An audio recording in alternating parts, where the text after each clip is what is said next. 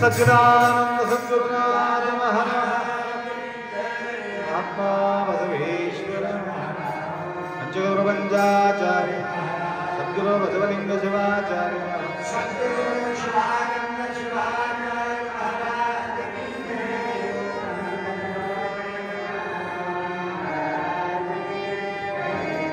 वैराग्य निधि अक्का महादेवी माता की जय। त्रैलोक्य संपदा लेख्य समल्लेखन वित्ते सच्चिदानंद रूपाय शिवाय ब्रह्मणे नमः। यामाउ सर्वलोकानां प्रकृतिं शास्त्रपारां तां धर्मचारिणं शम्भो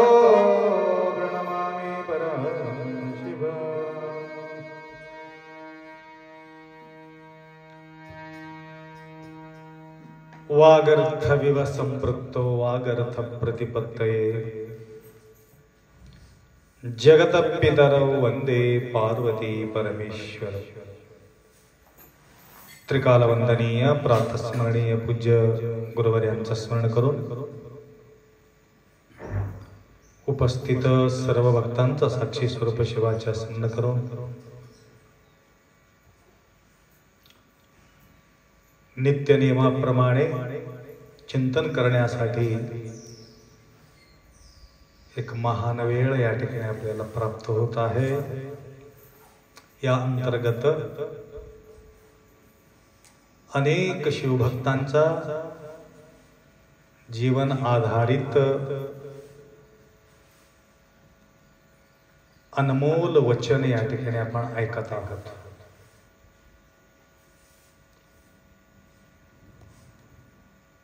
त्यांच्या जीवन ही आमच्यासाठी आदर्श,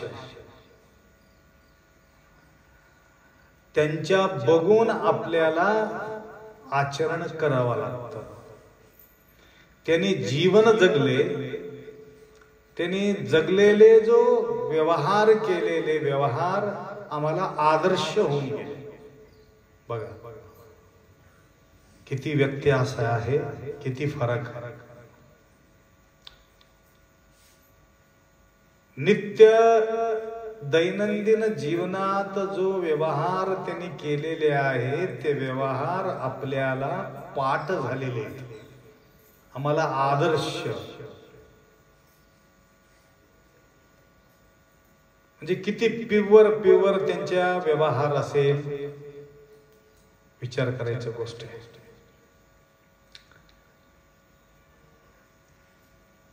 कुठल्या प्रकारच्या कलुषित व्यवहार त्यांच्या न होता,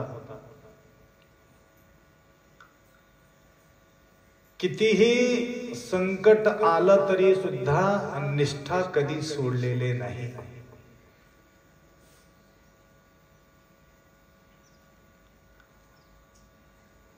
मृत्यू त्यांना मान्य होतं, परंतु आचरण भ्रष्ट होणे त्यांना कधीही मान्य नव्हते। बघा, कारण त्यांना माहिती आहे किती दिवसाचं हे व्यवहार आहे, आम्ही किती दिवस राहणार आहोत। परंतु कर्माचा जो गाठोडा आपल्याला सोबत घेऊन जायचा आहे,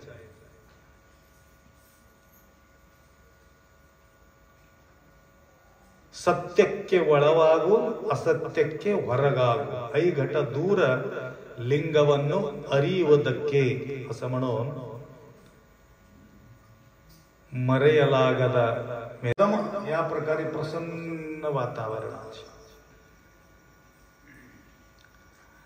त्या पक्षीचं निरंतर त्या ठिकाणी शिवनामाचा अनुसंधान त्या ठिकाणी होत असल्या कारणाने कुठं त्या मंदिराच्या परिसरामध्ये